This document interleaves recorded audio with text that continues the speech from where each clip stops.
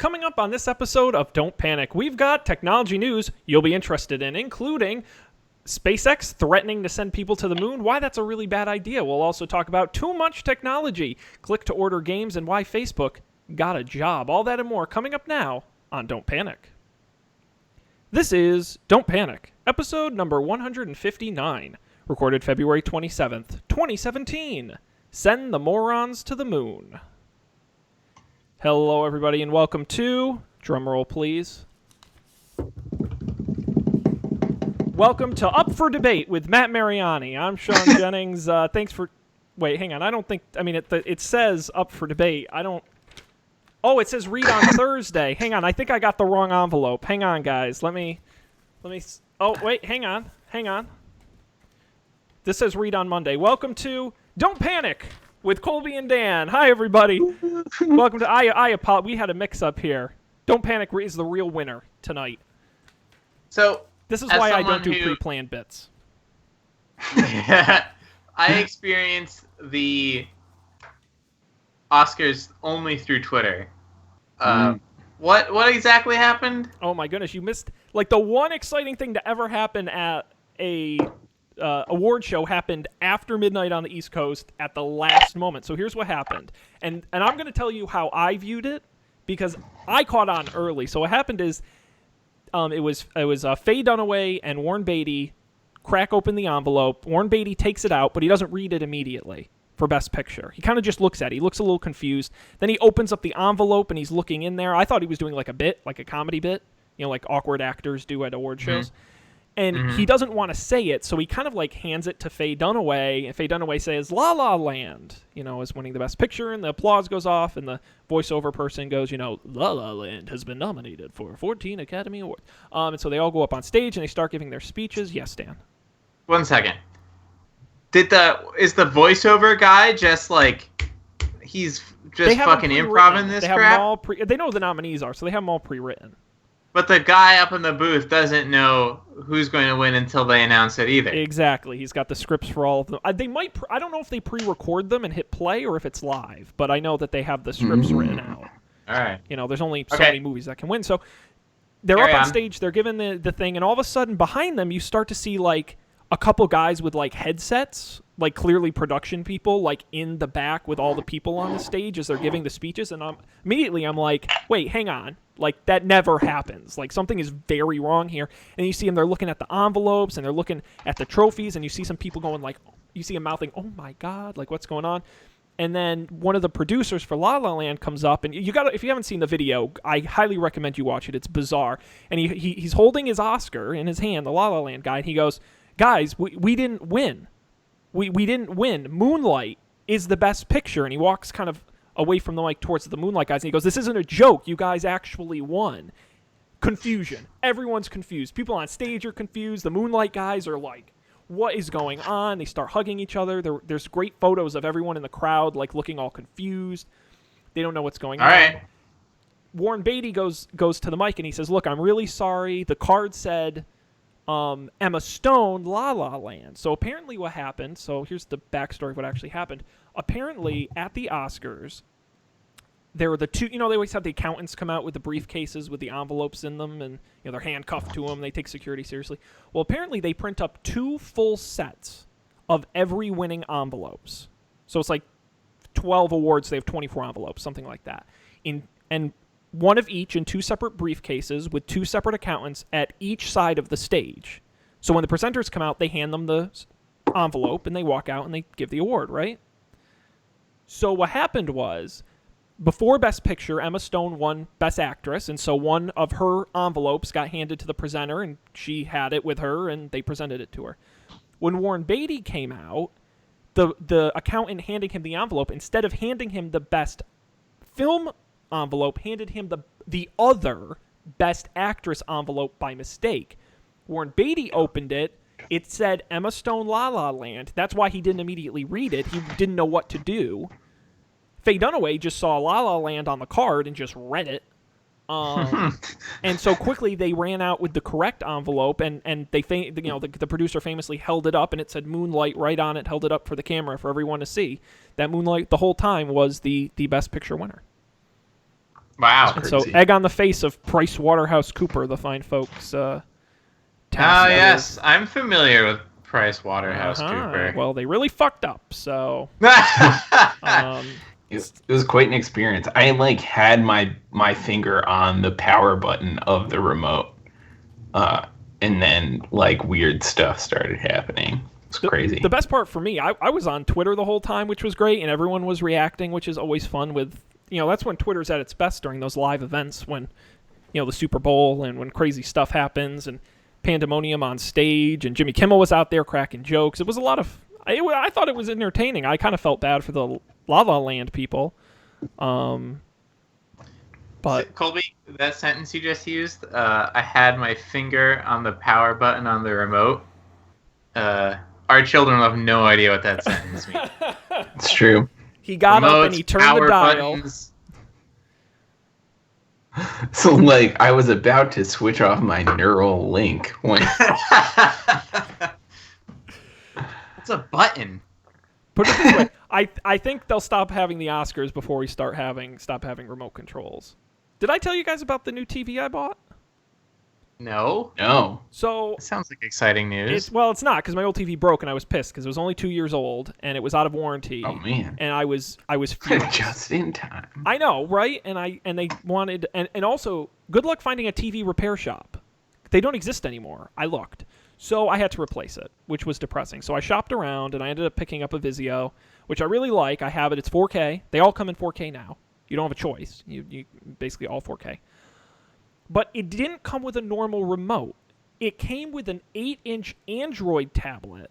No, 6-inch. How big is it? 6 or 7-inch Android tablet made by Vizio. That is the remote control. And it runs full Android. It's got the Google Play Store on it. And it comes preloaded with the Vizio app. And the TV doesn't have any smart software. It's just got the Google Cast built in. And the point is you're supposed to use the tablet remote as the apps to power the TV. So I don't have a normal remote. I have an Android tablet as the remote. That sounds terrible. It is, and I never use it. Because I have that nice Harmony multifunction remote. No, the biggest problem is it doesn't have an IR blaster in it. I can't use it to control anything other than the TV. Like if I could do multiple, the kind of multi, switch between the Roku and the cable box and whatever, I'd use it more. But it's just a mediocre Android tablet. Now, have you watched anything in 4K? I have. I've watched a couple TV shows, like some of the Netflix stuff and Amazon stuff is in 4K, and there are a few movies. There's not a ton of content. So what do you watch it on? What gives you 4K?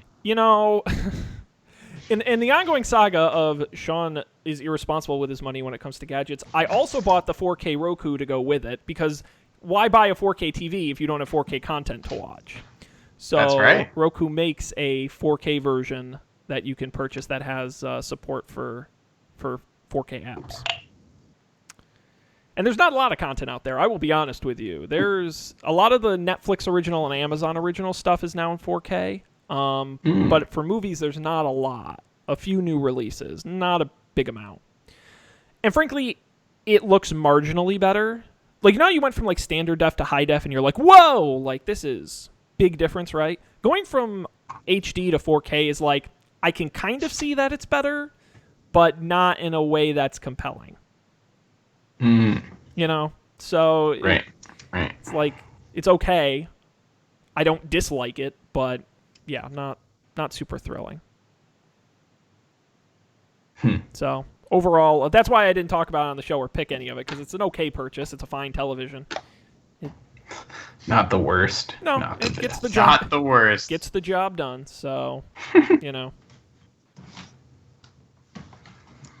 Nice. So, speaking of television, well, I mean, this is not really television, but recently Sonos released an update with this like tuning or like sound optimizing thing for Sonos. So you like run this program, or the app runs this program, and you have to do all these ridiculous things. Like the speaker makes weird sounds.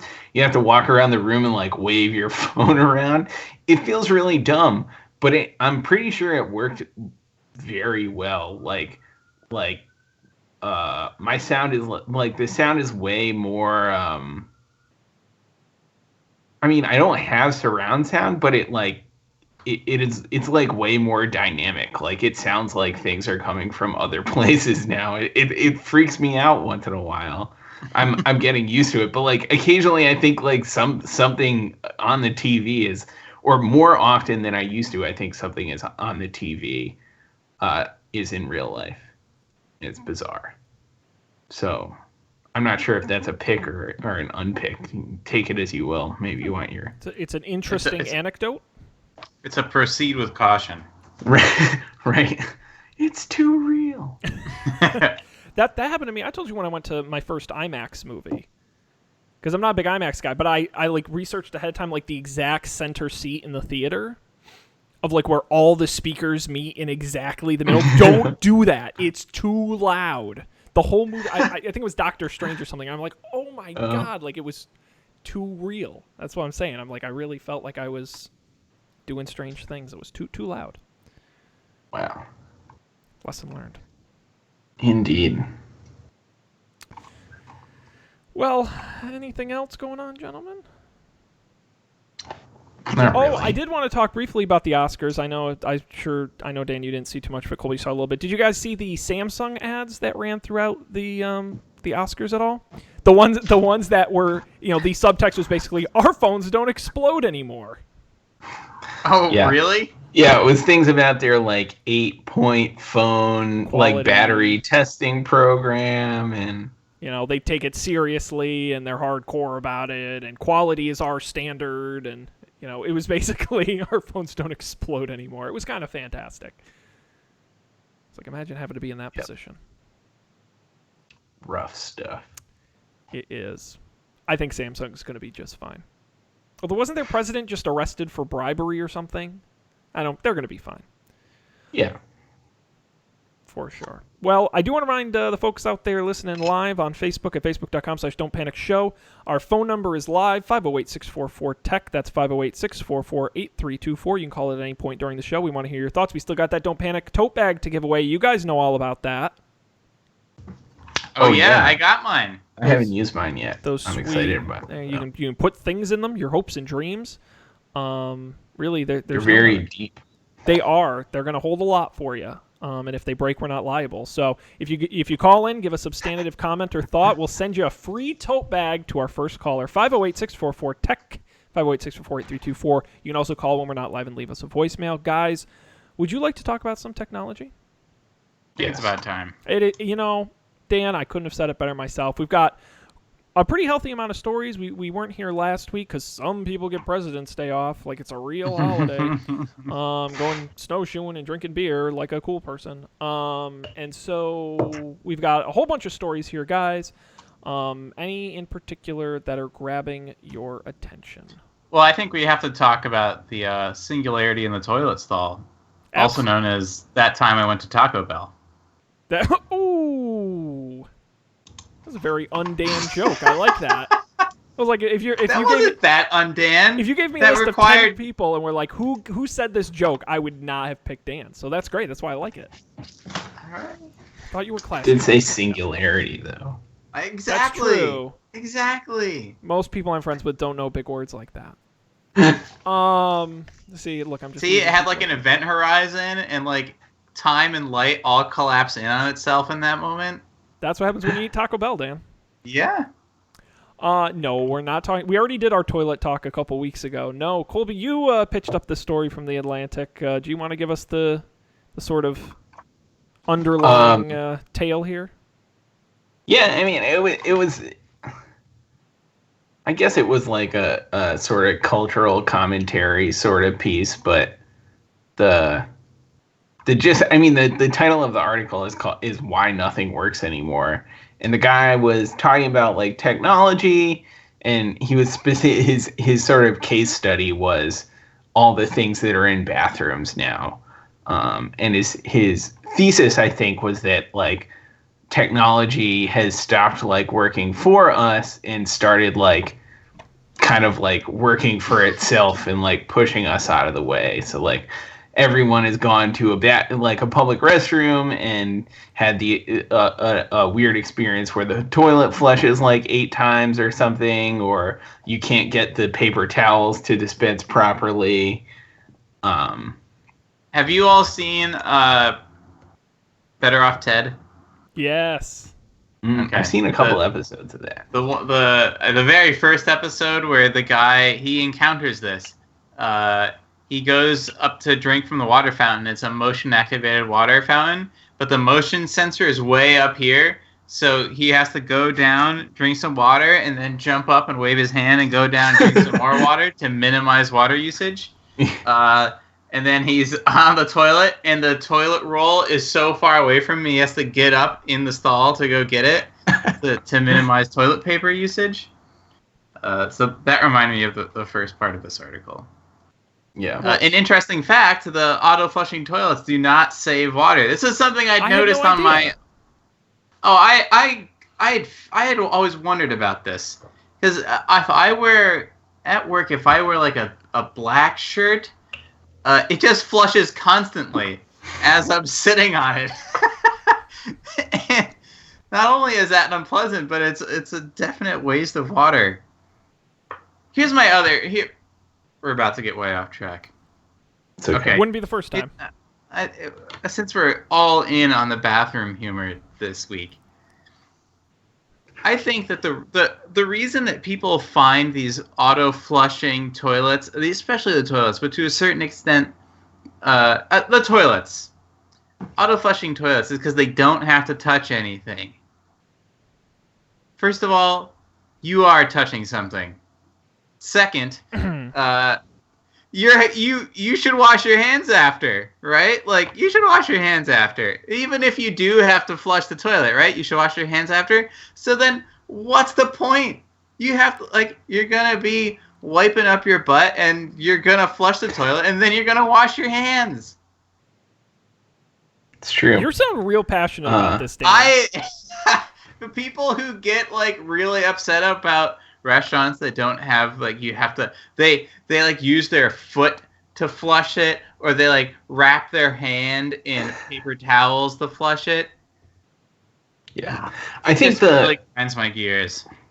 My favorite bathroom technology is found often in places like airports where there's no door with a handle to get in. It's just a view obscured area, but you don't have to touch anything to get out. Because that's when, after you've washed your hands, when you have to touch the door, that's pretty unfortunate. Because some people don't wash their hands, and that's absolutely true. Yeah. Here's the thing. I've heard people say that. I agree with it more than the toilet flushing thing, but even if you do make it out of that bathroom without having touched anyone or anything that has been covered in fecal matter, so you're applying the transitive property here, right? The door handle is contaminated because someone's hand was contaminated and touched it. But it's not like if someone goes to the bathroom, doesn't wash their hands, touches the door handle. Okay, they got it all. It's all on the door handle now. They're also taking that with them on the subway poles. On the other door handles, on the faucet sink in the kitchen. Are you just trying to ruin lives, Dan? I mean, I'm just saying. There are certain unspoken truths that we just all ignore. Like what things have touched subways and buses and public spaces, you know? So I had a weird subway experience last winter. I was standing on the T, and there was this guy next to me. It was a relatively crowded train, and this guy was tall. He was very tall. He was a full head taller than me, and How much stone did he weigh?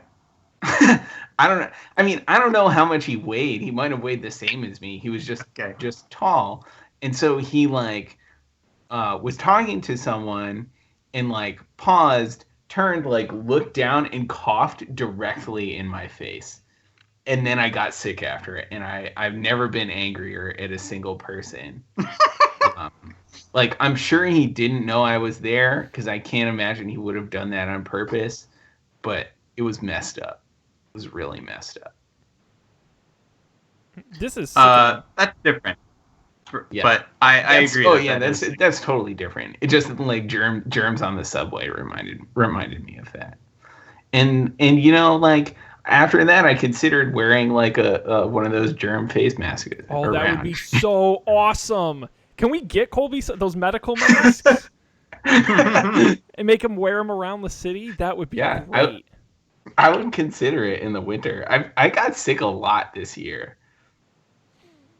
Starting in December, I was sick every 2 weeks in some variety or another.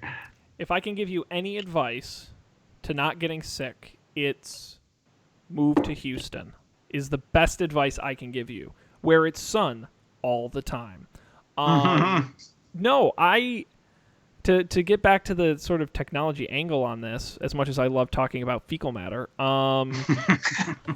that the gist of the article, at least from the piece of the bathroom, not sort of the larger point, is that, technology is actually inefficient from a resource perspective, but is efficient from a people perspective. Less janitors have to clean the toilets when they flush themselves, regardless of how much water they use. But I agree with Colby. I think that the answer and the point you were getting at is that I don't think the answer is technology. I think the answer is design. I think designing bathrooms without doors, I still don't think they're perfect, but I like those Dyson air blade things you put your hands in that blow the air on you. Yes, because those actually clean your dry your hands better than paper towels or the air blaster things. But that's what I'm saying. Design, I think there's so many opportunities in the bathroom space to really be efficient about it. Yeah. And also, like, reading about this stuff reminded me of, like, our connected house stuff that, like, I don't know, maybe the fill of heat lamps are okay, but, like, when the power goes out and everything turns on after, even if it wasn't on, like, that's total garbage. Like, I've cut all that stuff a lot of slack, but when the lights turned on at 2 a.m. because the power went out, I just had to draw the line there. It's too far. I've talked on this show about the Dubai Friday podcast segment on the connected home, right? Okay, good. That's all. It's hilarious. I don't remember. Oh man, Colby was drunk. All right, Don't real worry quick. about it. They went on If This Then That, and they tried to make the most ridiculous possible recipes. Anyways, 2 weeks ago, I think while we were off, one of the hosts bought all the other hosts a new connected device, and this is the Pavlok. It is a thing you wear on your wrist that you can hook up to If This Then That will shock you as one of the actions in the recipe with an actual electric shock. So you can train yourself. I get it. Yeah. So you can train yourself not to do things. And of course, quickly they had it set up sort of like a game of kings where whenever anyone got shocked, all of them got shocked. And they're just screaming on the podcast episode. It's really good. But an example, a terrible example of how technology can control you, I could very easily see the makers of the Pavlok being like, don't even bother setting up the recipes to tell us when to shock you. We'll figure it out. Like, we know what bad habits are. Yeah. And we'll machine learn and just electrocute you out of those bad habits. Can we buy Colby one of these? We can. I What would happens get into that. Whenever Colby's lights are on past 3 in the morning, he gets It's electric. That's right. So he And knows then his if lights he's are on. not home, he can't turn them off. He's just I just imagine he's Colby just like living with it. shaking in a corner with all the lights off in the dark. Like, the lights burn. They shock me. That This is would be getting terrible. Twisted very That's quickly. I feel like that is pretty science fiction right there. Like think of that is. But see, if Dark. if the computer was machine learning when to electrocute a population of people, it could manipulate that population to do whatever it wanted it to do. Like, oh, you should buy more GE electronics. Right, like you're at the go to store Amazon. reaching for the Crest toothpaste and you get zapped until you get the Total or whatever. I don't know what toothpaste brands are. Total is cereal, but that's okay. You're pretty close. Damn it. That's okay. It's a good thought. No toothbrush. Cereal. See, but I like the machine learning is cool, but I think we need the Twitch plays Pokemon version of this, where Twitch plays Colby, and they get to decide what the public gets to decide when he gets shocked. Yeah, but it can't just be a binary thing. I think the public needs to be able to assemble a coherent if this and that recipe. Yes. Right? Because otherwise it'd be too easy. Yes. Where we'll all Colby will go to get a coffee and be like, yeah, I'll have a latte, a cappuccino, just black. And okay, the internet agrees. This is very odd. I love it. But I think that was one of the more interesting things the article got to towards the end.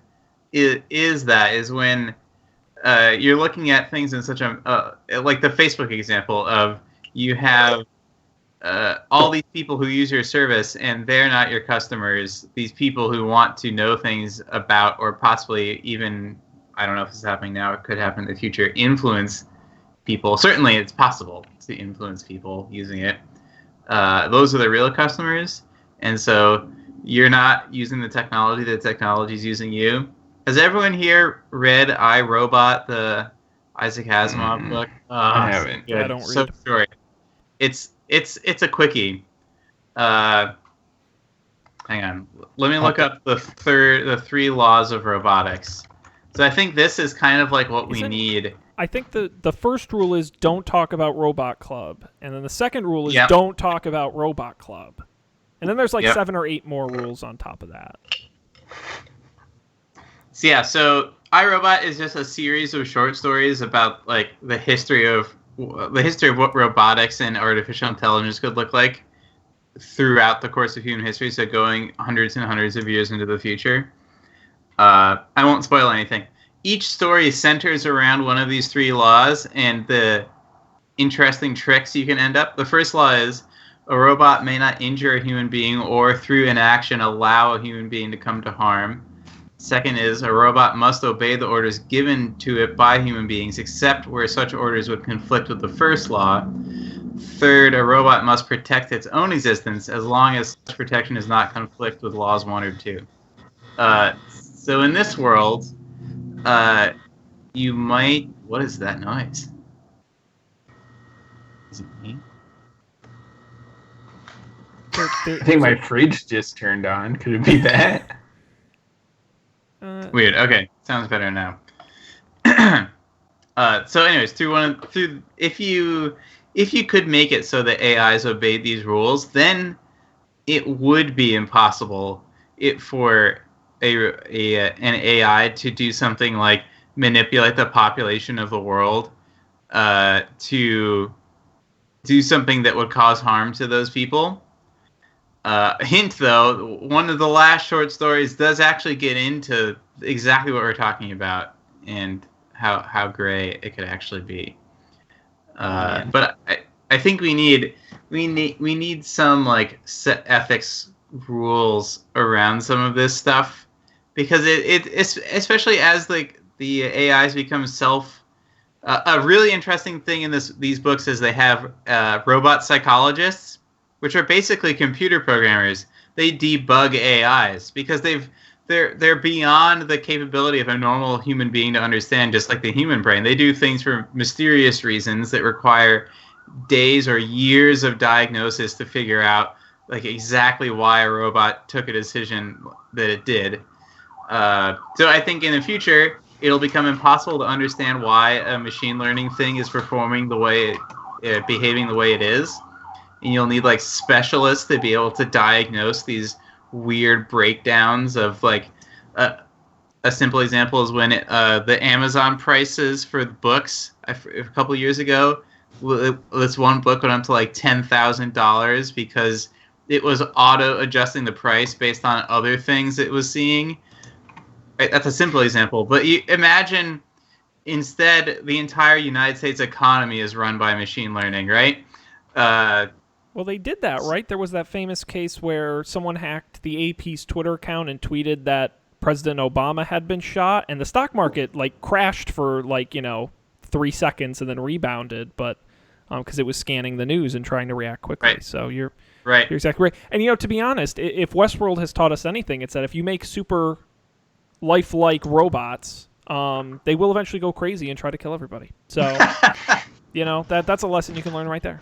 Is there any bit of popular culture where that isn't what happens with the robots? Battlestar Galactica has this. Westworld has it. I actually know the answer to this, and it's a terrible Bicentennial Man, starring Robin Williams as a robot. I know everyone saw that movie. One. In it, actually, it's kind of based on a little bit of the what robots would be like in the future. And Robin Williams starts as a robot, and he falls in love, but it tries to be like super realistic about it. And he does this terrible makeup job, and then by the end of the movie, he just wants to be a person, and slowly replaces his parts with like human-esque robot parts. So he gets a heart, but it's a robot heart. He gets a heart and he gets lungs, and then by the end they call him a person. It's a very weird movie. It was during that time in his career when he didn't know what he was doing. So anyway, he doesn't go crazy and kill anybody in that movie. There's hope then. There's hope for us all. Not so much for Robin Williams. Any thoughts about this article, Colby? I think I guess it was just something, it made me think about stuff, like things that, like garbage things that I've been tolerating that maybe I shouldn't be. It specifically made me think of the like connected lights and things. That's the most recent source of annoyance, but that's a relatively harmless one too, compared to thinking about like Facebook or Uber or things like that. Yeah, I think that's all. That was a fun talk. I bought iRobot already. I sent it to my Kindle. Yeah. All I know is I did not realize how complicated bathrooms were. that was my takeaway. Was holy shit, what happened to bathrooms? No pun intended. Thank you. Seriously. And it was not intended, but I'm glad you caught it. That I had no idea that bathrooms had gotten so out of control. So lesson learned. Damn. So wash your hands, everybody. But with that, we're gonna continue on this wonderful journey this evening to more stories, and we've got a whole bunch of them here, gentlemen. In the news. You can pick one. Really, any one. Don't pick the one we already talked about, though, but pick any other one. There's like 8 of them. Which one are you most interested in, Sean? Oh, Dan, are you sure you want to ask that? Because, I know a lot about the Cloudflare thing. I don't really care about Snapchat spectacles or whatever Elon Musk is doing right now. Well, I'll give you a hint, Dan. Do you remember what the title of the episode was? I do not remember. At the top, you were so excited by my Oscars bit that you forgot. that has eclipsed everything that happened before it today. Yeah. The title of today's episode is "Send the Morons to the Moon," and that is a reference to the ludicrous plan by SpaceX to send a couple rich people into space. Go for it. And I would like to talk about this because this is a whole nother level of dumb. So today, Elon Musk announced, CEO of SpaceX, that they plan to send 2 private citizens around the moon. Around it? Around it. It turns out it's not as hard to go around it as it is to land on it. So sure, they're going to do a lap. They're going to lap it, and then they're going to come back. Is it legal to land on it, I wonder? Can just anyone with $1 bajillion fire a rocket into the moon and blow it up and then end the... I mean, wait. So thanks, supervillain Dan. Yeah, no, I as far as I understand it, because no one owns the moon, as far as I understand it, as long as you have the clearance to launch the rocket, once you're in space, yeah, absolutely. I think anyone can land on the moon. It's just a pain in the ass. Yeah, it's a lot of work, really. No one wants to go through that. Been there, done that. So apparently, so here's the scoop. The full story is that SpaceX is obviously working with NASA to build a crew capsule for NASA to use along with SpaceX to send people to the International Space Station and eventually to Mars. They want to start sending people by, is it the end of this year to the International Space Station in the capsule, and then send these 2 tourists around the moon sometime next year. Now, this capsule has never flown to date. They've never tested it. And let's see, they expect to fly an uncrewed capsule to the International Space Station by the end of this year. Another mission 6 months later, so halfway into 2018, with a NASA crew. And then 6 months after that, at the end of 2018, is when they plan to fly 2 people around the moon. Now, these 2 people are quite rich. They paid a lot of money, including very large deposits, to do this. As far as I know, they're not trained to be astronauts. They're just 2 rich people who have taken the option to do it. So my question for you 2 is this. Is this a PR stunt by Elon Musk to make his company look more exciting after a few setbacks? Or is this a legitimate opportunity to pull more money in for SpaceX and, fuck it, if people want to go to the moon, send them to the moon? It probably depends how much money these people are paying to go. Yeah. I don't know. If it's like $20 million, I mean, I have no idea how much it costs to launch the rocket. Well, what was it? Because tours have gone into space before, namely on the Soyuz rockets that the Russians launch. And if I remember correctly, it was, I think, 30 to 40 million to go up to the International Space Station and back. And there's a handful of people who have done that. So maybe that gives you some idea of the range of what we're talking about. I mean, I guess if you can make a profit, I don't know. It's a unique opportunity, certainly. Colby, sell me on going to the moon with SpaceX. I don't want to go to the moon. But were this your dream to go to the moon, right? Or go into space? So you're a believer in the free market. Right. Imagine you're some billionaire. You got $50 million burning a hole in your pocket. Yeah. Right. You really wanted to go to space camp as a kid, but you never got to. And so, now this is your chance to, tell your parents that, the metaphorical F you to your parents that wouldn't let you go to space camps, blow $1 million you know what, and Mom? go I'm just going to go to the moon. Right. You can't stop me because I'm an adult now. Yeah. I don't know. I don't understand. Perhaps I don't understand because I don't have $1 million. Never mind. Honestly, 30 to 40 million. I don't even have a problem with the cost. That's not what bothered me about this. Frankly, if someone said they were paying the money to go up in the Soyuz, that's fine. They've launched hundreds of those.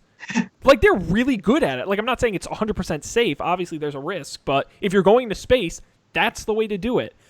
By the time this thing launches, they will have launched 1 successful mission, assuming it's successful, with actual NASA-trained astronauts. Then you're going to take 2 random people, strap them to a rocket, and send them around the moon? The 3rd time ever launching this capsule into space successfully, potentially? So this will be, I'm reading now, it'll be going... So it's going on the rocket, the same rocket they use to launch cargo and stuff, right? Not to say that makes it a whole bunch better, but So even better. So I'll double down with you, Colby. It's actually not the same rocket they've been using. They've been using the Falcon rocket. They'll have to use a bigger one to send somebody to the moon, called the Falcon Heavy. Now they've been building it for years, but that hasn't launched ever. They've never launched it before. They're launching the first one this summer. So you were on a relatively untested rocket in a relatively untested capsule with untested people circling the moon. I like it. It's Apollo 13, but worse. Yeah, it's Apollo 13, but the people have no idea what they're doing. The only thing I can think of is that he's never going to actually do this, and this is a PR stunt, which is fine by me if that's the case. But it's baffling. Here's my question. You can do the Soyuz rocket thing into space, and I get that. You went into space, right? That I understand. how much more are you paying to go around the moon in space? Because I have to imagine that actually you don't want to stay in space very long. It's mostly about getting there. So, like, how long does it take to go around the moon? Doesn't that take, like, Would you like to know? over a day? It takes I would. approximately 1 week, approximately 300 to 400,000 miles. Yeah, no and you're way. just stuck in the capsule. Yeah, you couldn't pay me to do this. If I had $1 bajillion or it was cheap enough, I would like to go up in space. You could certainly pay me or give it to me for free, right? Go up, zip, come back down. You maybe do like a couple weeks of training. That'd be cool. But then, like, once you're in space, you go through the exhilaration of getting up there. You're just stuck in a capsule for a week. No thanks. If you got to land on the moon, then it becomes a lot more interesting. That's true. So, in history, 7 people have been space tourists on Soyuz rockets, including one of the guys who got rich off of Microsoft, who I don't recognize his name. The Cirque du Soleil guy went up, the guy who created Cirque du Soleil. Mark Shuttleworth, the founder of Ubuntu. That's right. There you go. He did go up back in 2002. Do we know any of these other people? Or like, well, Richard Garriott, it says, what is he rich for? He's a video game developer. Oh, wow. I'm trying to find out what he actually, most of his pages, about, yeah, he did video games. Most of his pages about his flight to space. Yeah, I'm not quite sure. Yeah, none of these names are people I particularly recognize. So, there you go. If actually back in those days, the price has only gone up. So, if you went back in the day, although I guess with inflation. But anyway, that's not the point. The point is that this is just a insane idea. So, it does seem insane. But good on them. I'll watch. Microsoft guy went up twice. That's how you really know you're rich, when you get to go to space twice. When you're like, it was so much fun the first time. Yeah. That seems irresponsible.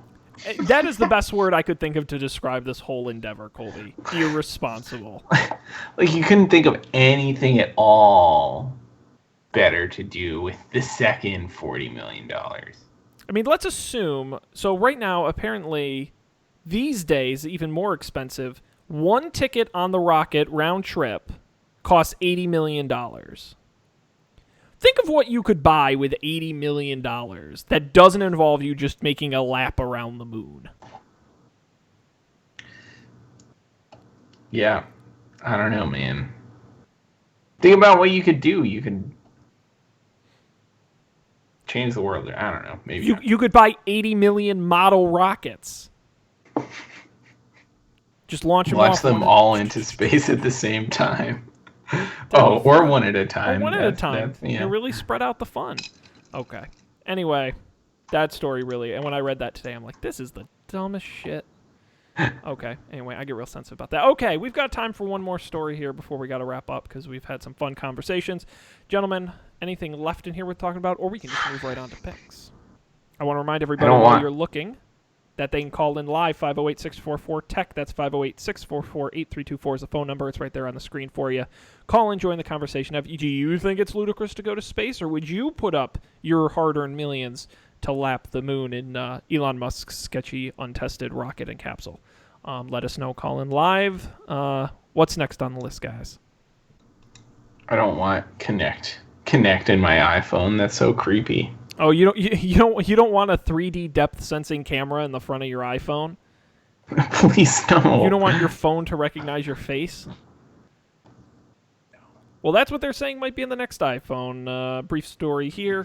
A reliable analyst is saying Apple is working on a revolutionary, quote-unquote, camera technology that uses infrared to create a depth effect with a camera, similar to what it was in the Microsoft Kinect. Interestingly enough, Apple purchased the company that first developed the Kinect back in 2013, so it's not crazy that they would be looking at this.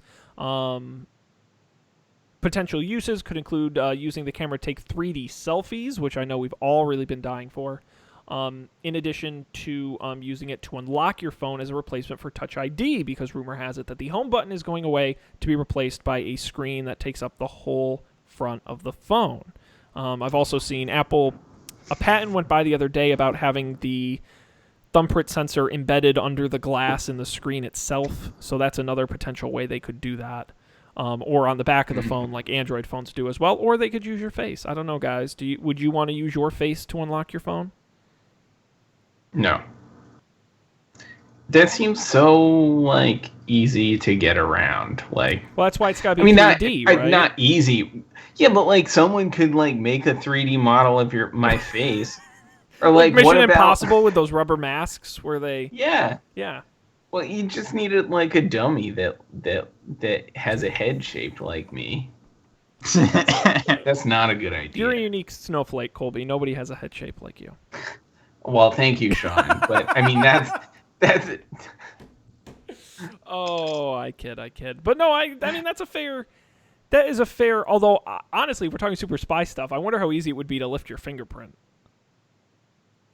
Yeah, maybe it'd be easy. I don't know. No, that is easy. Yeah. I mean, not easy, but Probably easier than doable. your face. Depending on how good the camera technology was. That's my question is like, although we said this before Touch ID, right? Our big question was, will it work? Like fingerprint stuff never used to work, and Touch ID works pretty well, I think. So the question is, do we trust Apple can make a camera that like Connect worked okay?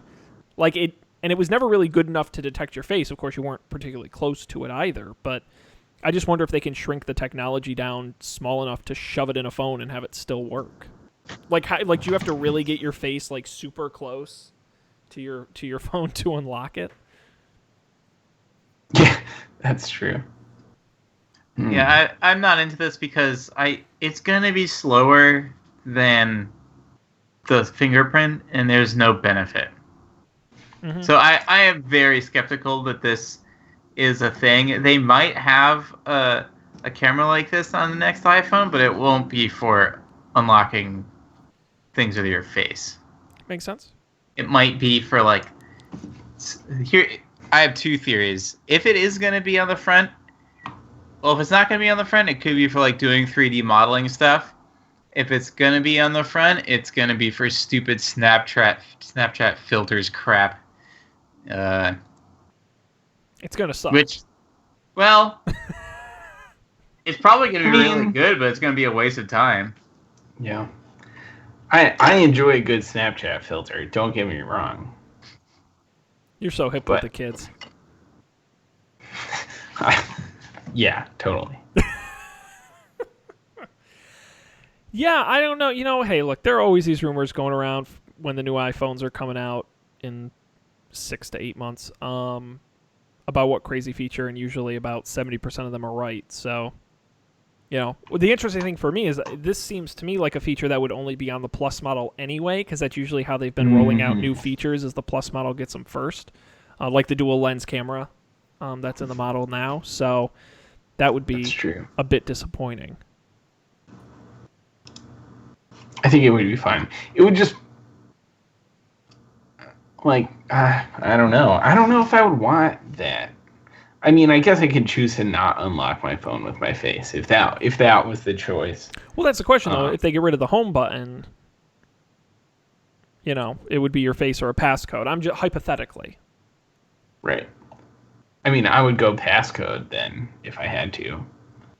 I like the Touch ID. Oh man! No, it is. How many models has Touch ID been in? Did it start in the 4S, or was it the 5? No, I thought it was the 6. 5. No, it was I had mine in my skinny 5. The long one. Yeah, now it's across the whole line. And I think it works well. Still, the iPad ones are slow. Yeah, but it's also, I've always found it so awkward to use on, because of just the shape of the iPad. My finger's never in the right spot to use it. I use a passcode most of the time, to be honest, on an iPad. But I would Yeah. I think there are just many other ways to integrate fingerprint reading if you're going to go away with the do away with the home button, whether it is putting it on the back, although that kind of screws with some cases, or finding a way to integrate it into the screen. I think it would be a miss to get rid of it. I don't mind them adding the option to use your face. Like I don't think that takes away. That's true. But I think it would be a shame to remove the functionality just for a design feature. Just because you didn't want a home button, you're going to get rid of Touch ID. That's not a good reason. Fair enough. But that is something Apple would totally do. So Yes. wouldn't surprise me in the slightest. All right, gentlemen. I think we're going to have to end it. We didn't get to the other stories, but oh well. They'll be relegated to the dustbin of history. Womp womp. I know.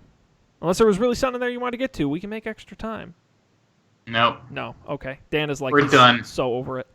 February's done. He's got to go take out the trash. All right. I do. So, see, I know Dan's routine. It's kind of creepy. We talk too often. All right, we've got picks. We've got some really great picks, I think. I'm going to go first because I'm at the top of the list. And you may remember on our previous episode, Dan picked one of my favorite things of 2016 that I watched, which was American Crime Story: The People vs. O.J. Simpson, now streaming on Netflix. You should go watch that. It's really great. It's the scripted version of the O.J. Simpson trial.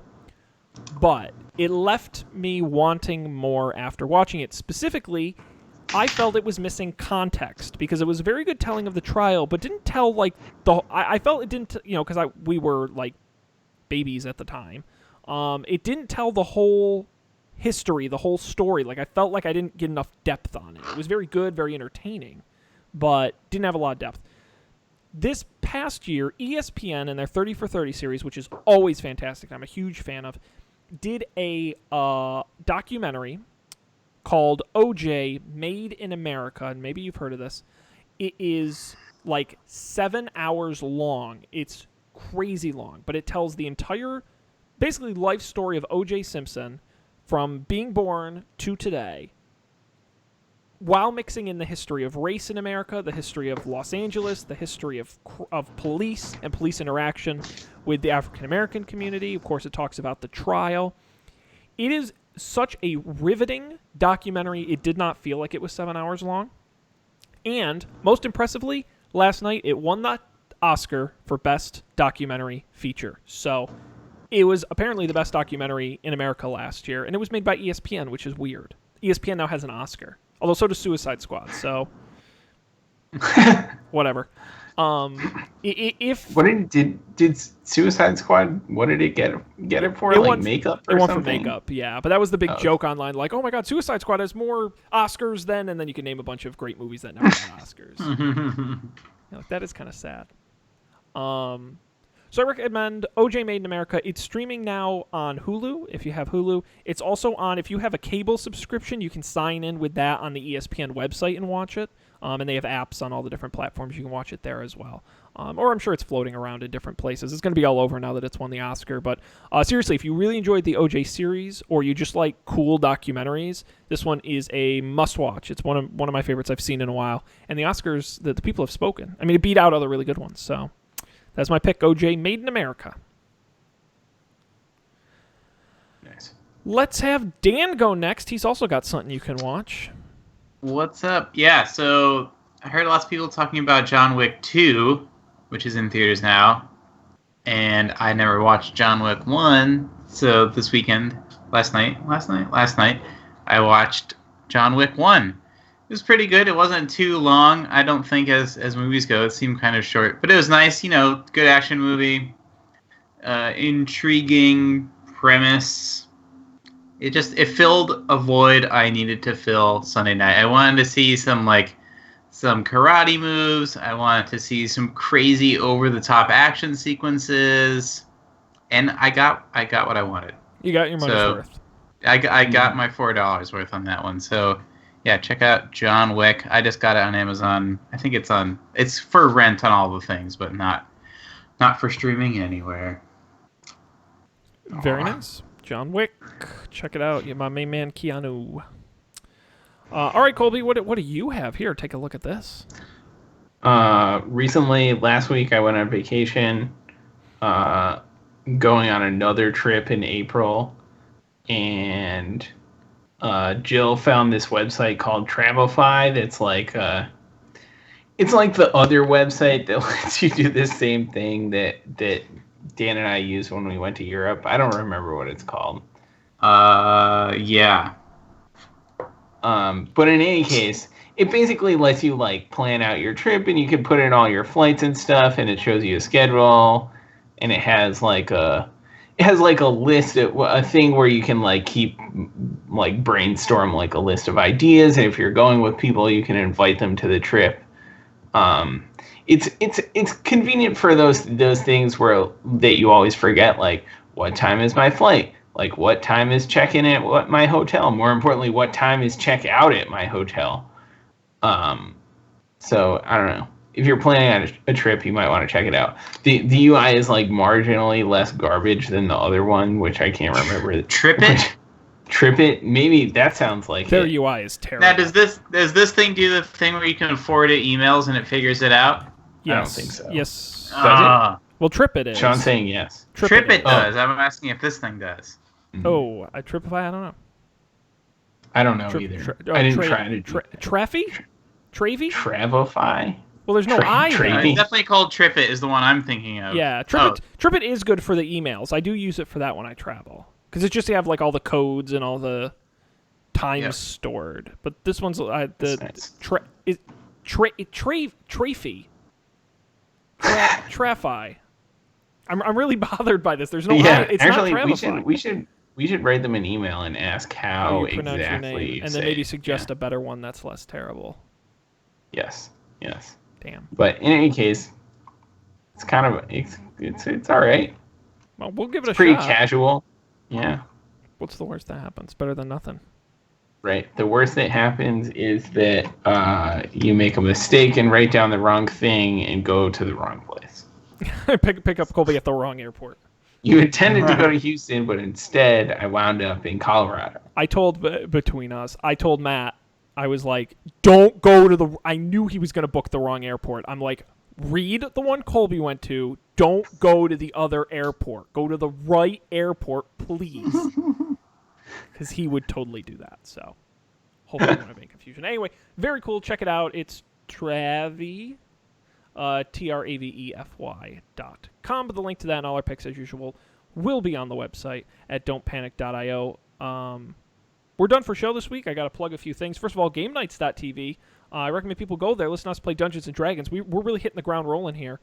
Chapter 2 is up now. Chapter 3 is going to be up in probably tomorrow or Wednesday of The Legend of Shaker Heights.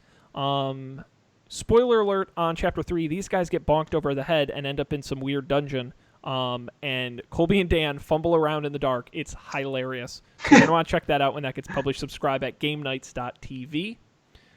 Now, so on that topic, I don't typically care to listen to myself in podcasts, but I've been listening to this round because I don't know. I just wanted to hear. I guess I just started. Maybe I just started on accident.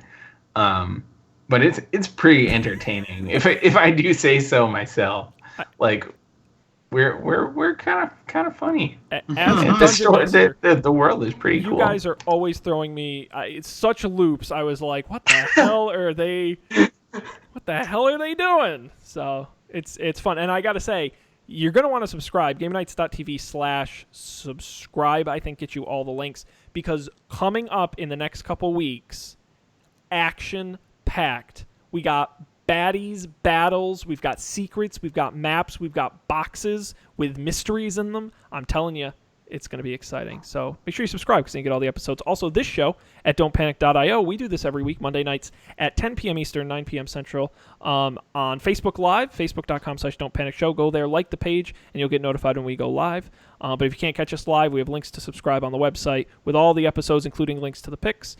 We're available on youtube.com/don'tpanicshow, as well as on really anywhere you can get podcasts. Overcast actually just put out their version 3.0 last week. I don't know if you guys... It's great, so go get Overcast and then subscribe. And if you want to give us feedback, we want to have it 508-644 8324 is the phone number to leave us a voicemail. You can also tweet at us at Don't Panic Show or send us an email, don'tpanicshow@gmail.com.